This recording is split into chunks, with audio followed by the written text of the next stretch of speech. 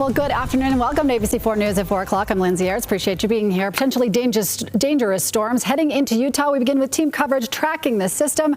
Our Cannon Seacrest is in southern Utah, where some people are facing the risk of flooding. But first, let's go to our chief meteorologist, Alana Brophy, who's got her eye on these storms in our Forewarned Weather Center. Hi, Alana. Lindsay, we've been talking about this deep tropical moisture surging into the state all week, and now it's here with strong storms. A severe thunderstorm warning just expiring at the top of the hour, but we also have some flood alerts. We begin with that live view from Bryce Canyon. It's soggy, rain coming down, and you notice it here. Heavy rain at that. We knew the excessive rainfall was upgraded yesterday, which meant that we were going to see those heavy rains, and that's exactly what's come to fruition. Let's go ahead and look at the storm tracker radar. The forewarned radar showing us through central Utah that we have some storms out there. Let's zoom in and get a little closer. There's that severe thunderstorm warning towards Emory that's expiring here in the next 60 seconds. We also see those storms as far north as Mount Pleasant, looking towards I-15, north of the I-70 corridor, but this is where we see our strongest precipitation right now.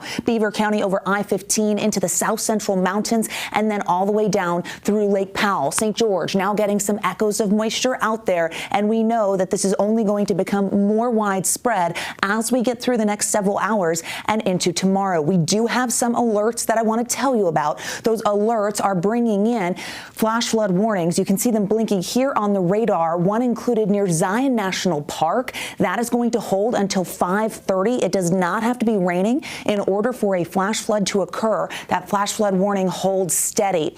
Also in central Kane County, we have this flash flood warning, which you notice here. That's actually going to be in effect until 8 p.m. So we're seeing these alerts issued and then holding on for several hours. We've got to watch it closely. Just on the other side of the Utah state line in Arizona, another flash flood warning. This is in and around the Lake Powell area. Really heavy rain towards Paraguna, Panguitch, Bryce Canyon, Grand Staircase, and it continues tonight. As we kind of take a look at what we're dealing with those alerts, we know that the potential for those storms holds on. The excessive rainfall, as I mentioned, there we go. East central Washington County, half an inch has fallen, another half an inch on the way, and then central Kane County for Warm Creek. I want to show you that excessive rainfall because it does highlight the fact that the southwestern corner of the state was upgraded to a slight risk. With a slight risk, we are dealing with heavier rain. That includes Washington County, Kane County, and portions of Garfield County. So a lot going on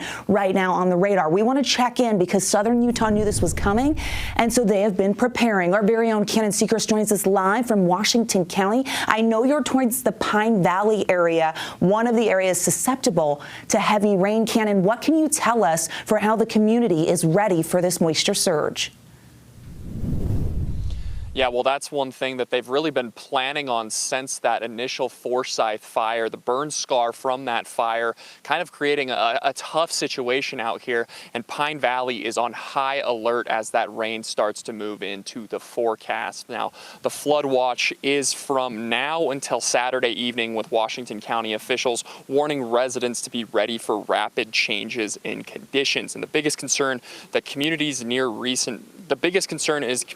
recent burn scars, like here in Pine Valley, where debris flow and flash flooding can happen with very little warning.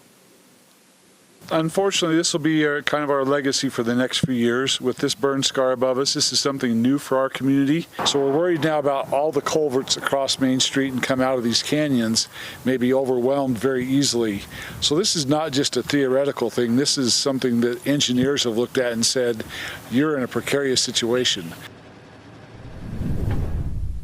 Now, I actually headed down into town earlier today and was speaking with some of the fire crews in there, down in Pine Valley. They've been getting sandbags ready for residents down there, kind of just preparing everyone for some of these harsh rains that we're expected to see down here in Washington County. Now, county crews say they'll be monitoring the conditions very closely throughout the weekend, and if you live near a wash or a low-lying area, to keep those sandbags ready to go. Reporting in Washington County, guys, back to you.